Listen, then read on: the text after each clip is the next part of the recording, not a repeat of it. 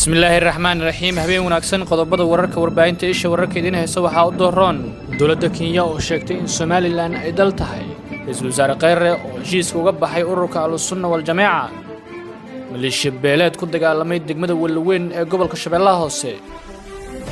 Puntland Itoobiya oo ku dhawaaqay iskaashi iyo heshiisyo cusub guddigii baarlamaanka wixii saaray dadkii lagu xasuuqay gaalkacyo kulamo ka wada magaaladaasi maxkamadda gobolka Banaadir oo go'aan ka gaartay dacwad kan ah wasiirka wasaaradda amniga ee Jubbaland Somaliland si kulul uga jawaabtay hadalkii madaxweyne Farmaajo loolan cusub iyo dagaal siyaasadeed oo ka adag midkii hore oo ka qarxay Galmudug iyo meydka haweeney laga helay hotel ku yaala magaalada Muqdisho oo faahfaahin ay ka soo baxayaan wararka dibadda ee warbaahinta isha wararka idin hayso waxa u dooran xubno ka tirsan xisbiga maxaaradda Itoobiya oo lagu xiray dalkaasi daawadayaal intaas waxa ay qaar ka tirsan qodobada wararka warbaahinta isha wararka idin hayso kuwada ugu dorkron haddii aad ku cusub tahay barteena YouTube-ka fadlan subscribe oo gujiga balka si wararkii ugu dambeeyay aanu soo gelino halkan aad u heshid sidoo kale asxaabtaada u share garay si ay u helaan macluumaadka iyo xogo iyo warar xasaasi ah ku saabsan Soomaaliya iyo caalamka aanu ku bilaawno faahfaahin ayaa laga helayaa meydka haweeney laga helay maanta hotel ku yaala magaalada Muqdisho wararka ayaa sheegaya in hotel ku yaala magaalada Muqdisho laga dhaxlay meydka haweeneydan ayaa laga helay hotel ku yaala isgoyska Barwax ee degmada Howlwadaag ee gobolka Banaadir waxaana kiiskeeda la wareegay hay'adda dambi baarista booliiska ee CID-da haweeneydan ayaa waxa la sheegay in lagu magacaabi jiray Suleeqo Yuusuf Barqalle waxaana la weysanaa dhowr saacadood oo ay gurigeeda ka maqnayd Suleeqo ayaa ahayd hooyo haysatay 5 caruur ah oo agoon ah waxaana la sheegay in horey looga dilay ninkeeda oo ahaa sargaal ka tirsan ciidamada dawladda federaalka ee Soomaaliya wararka ayaa sheegay in haweeneydan oo deganeed agaarka xaafadda Shiirkole ay tagtay hotelka arrimo u gaar ah iyada kadibna la waayay halka markii dambe meedkeeda laga helay gudaha hotelka ciidamada booliiska ayaa hotelka gaaray waxaana la xiray qaar ka mid ah maamulka iyo shaqaalaha hotelkaas iyadoo meedkeeda la dhigay isbitaalka Digfaar ee Muqdisho wararka qaar ayaa sheegay in uu jiro shaki ku aadan in haweeneydan lagu sameeyo hotelka dhexdiisa sidaasna ay ku dhimatay kiisaska dilalka noocyadiisa kala duwan ayaa maalmihii ugu dambeeyay ku soo badanayay Muqdisho waxayna noqdeen kuwo joogto ah oo ka dhaca caasimadda Soomaaliya ee Muqdisho waxa daawadayaal wali waxa daawanaysaan wararka warbaahinta isha wararka dawladda Kenya ayaa sheegtay in Somaliland ay dal tahay dawladda Kenya ayaa u muuqata inay ka sii dartay cadaadiska ay ku hayso dawladda federaalka ee Soomaaliya iyadoo oo soo bandhigtay qoraal u muuqda inay ku muujinayso in Somaliland uu aqoonsatay dal wasaaradda arrimaha dibadda Kenya oo qoraal soo saartay isla markaana soo dhigtay barteeda Twitter-ka waxay si cad ugu yeertay Somaliland ay tahay dal qoraalkan ayaa ku saabsanaa kulan dhex maray xogayaha wasaaradda arrimaha dibadda Kenya iyo wasiirka arrimaha dibadda ee Somaliland qoraalka ayaa u dhignaa Ambassador Majeria ayaa galabta wada hadal la yeeshay wasiirka arrimaha dibadda iyo iskaashiga caalamiga ah ee Somaliland Yaasiin Xaaji labada dhinac ayaa ka xaajooday danta guud ee labada dal iyo sida ay ku xoojin karaan wada shaqeyntooda ayaa lagu yiri qoraalka ka soo baxay wasaaradda arrimaha dibadda isla markaana lagu soo daabacay barta Twitter-ka ee wasaaradda arrimaha dibadda Kenya ayaa bilihii dhawaa aad u kordhisay wada shaqeynta iyo soo dhaweysashada Somaliland iyadoo ujeedku yahay in lagu cadaadiyo dawladda federaalka ee Soomaaliya Kenya waxay sidoo kale dhawaan sheegtay inay wakiil u dirayso magaalada Hargeysa ee Somaliland si uu halkaas ugu furo xafiis diblomaasiyadeed waxaa sidoo kale la sheegay in diyaaradda Kenya Airways ay duulimaad toos ah ka bilaabayso magaalada Hargeysa dawladda Soomaaliya ayaa la filayay inay jawaab ka bixiso qoraalka wasaaradda arrimaha dibadda Kenya ee loogu yeeray in Somaliland tahay dal ka madax bannaan Soomaaliya intiisa kale isla markaana lagu soo daabacay barta Twitter-ka ee wasaaradda arrimaha dibadda ee Kenya maxkamadda gobolka Banaadir ayaa go'aan ka gaartay dacwad kan ah wasiirka wasaaradda amniga ee dowlad goboleedka Jubbaland Cabdirashiid Janan maxkamadda gobolka Banaadir ayaa burisay amar soo qabasho iyo horkeenid maxkamadeed oo ay ka taalay wasiirka wasaaradda amniga Jubbaland Cabdirashiid Xasan Cabdinuur Janan oo sanadkii 2015 xafiiska xeerarlinta qaranka uu dacwad ku soo ogay qoraal ka soo baxay maxkamadda oo ku taariikhaysan 30 bisha afraad ee sanadkan ayaa lagu sheegay in maxkamadda ay burisay amar soo qabasho ah iyo horkeenid maxkamadeed oo horey u soo baxday waxaana lagu faray hoggaanka baarista dambiyada CID-da inay xiraan gal dacwadeedkaas wasiirka amniga ee Jubbaland ayaa shalay gelinkii dambe soo gaaray magaalada caasimadda ee Muqdisho waxaana sida wararka shabakada isha wararka ay sheegayaan in la dejiyay xarunta nabad sugidda Soomaaliya ee Habar Khadiija ee Muqdisho.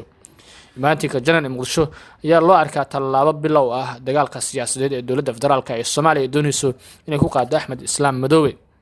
inkastoo uu janan yahay nin ka mid ah ragga ugu awoodda badan Jubbaland marka loo eego gobolka Gedo, haddana waxaa la ogeyn waxa uu la soo bixi doono marka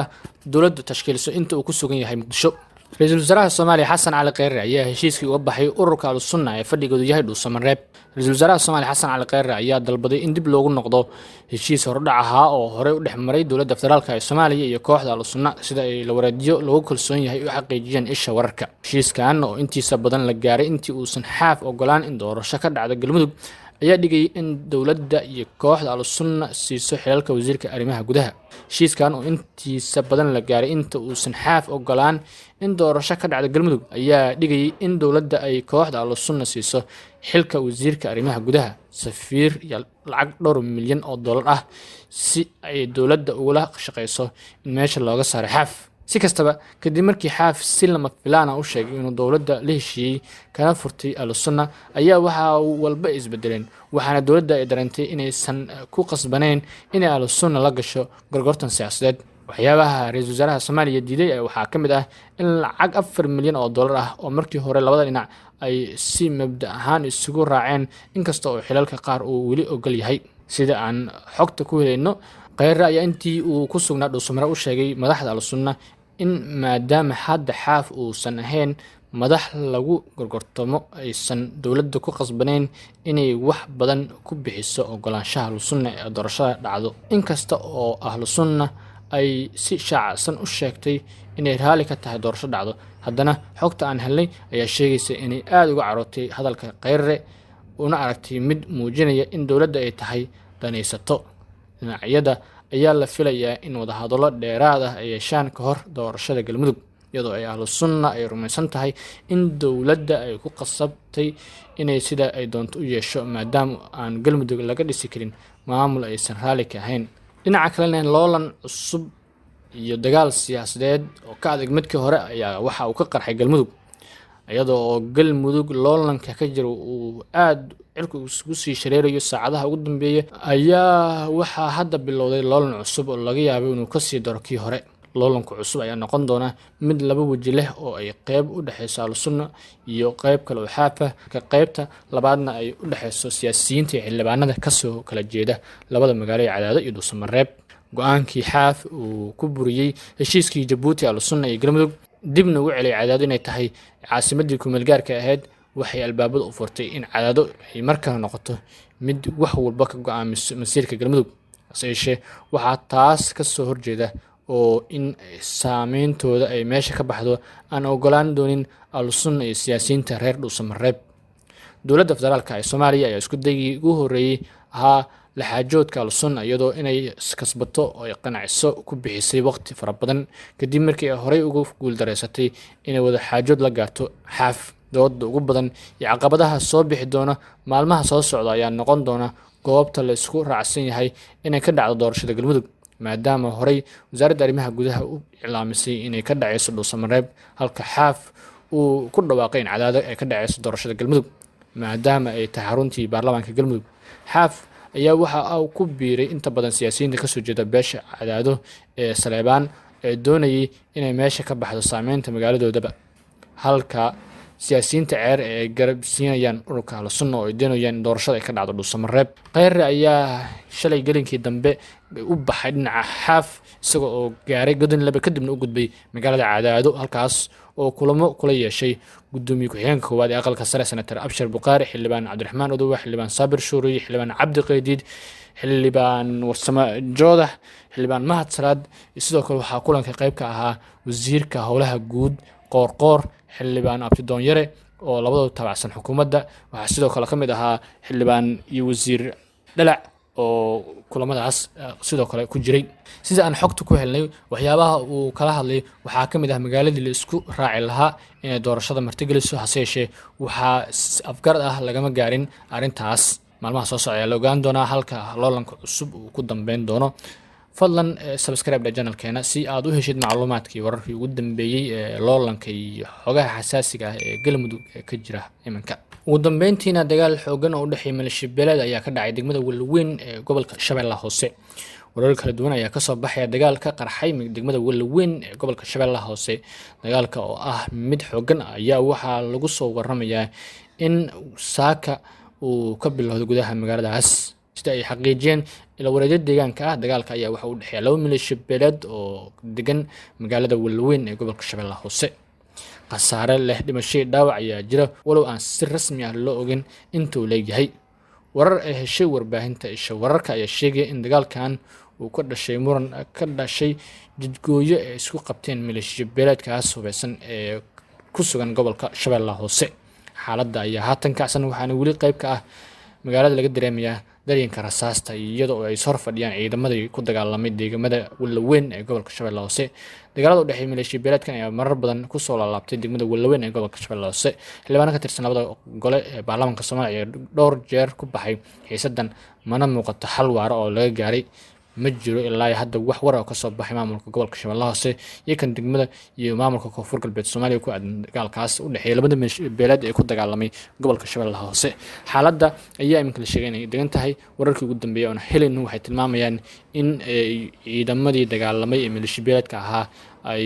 dagaalka u dhexeeyay maantay ay istaagtay, laakiin xaaladda markasta la filayo sida wararku ay sheegeen in mar kale dagaal ka qarxo maadaama ciidamadii ay soo fadhiyaan. wixii ka soo kordha wararkeena ayaan kugu soo gudbin doonaa ee durbaba. fadlan subscribe channelkeena si aad macluumaadkii wararka ugu dambeeya u hesho. halka warkaas daawadayaal idinkaga imaanayo waa warbaahinta isha wararka. markana wararka dibadda, xubno ka tirsan xisbiga Amxaarada Itoobiya ayaa lagu xiray dalkaas. booliiska Itoobiya ayaa xiray 56 qof oo xubno ka ah xisbiga siyaasadeed Amxaarada kadib afgambigii fashilmay ee la doonayay in lagala wareego awoodda gobolka. waxaa sidaas sheegay afhayeenka xisbiga ee xariga ayaa ka dhacay magaalada Addis Ababa, sida uu sheegay Christian Tektela oo ah afhayeenka xisbiga dhaqdhaqaaqa qaranka ee Amxaarada NAMA, oo ah xisbi caan ka ah qowmiyadaas oo 25% dadka Itoobiya. oo lagu xiray xubnaha NAMA iyo taageerayaashooda ma ahan kaliya mid ka dhanaa xisbiga, balse sidoo kale waa weerar ku saleysan isir, ayuu Christian u sheegay wakaaladda wararka AFP. tan iyo markii la aasaasay sanadkii tagay, xisbigan ayaa loo arkay kan ugu xoogan ee la loolami kara xisbi kale oo Amxaara ah oo ku jira isbahaysiga talada dalka haya ee EPRDF. warkii oo daawadayaal xilligan kaga imaanay warbaahinta isha wararka waa naga inta.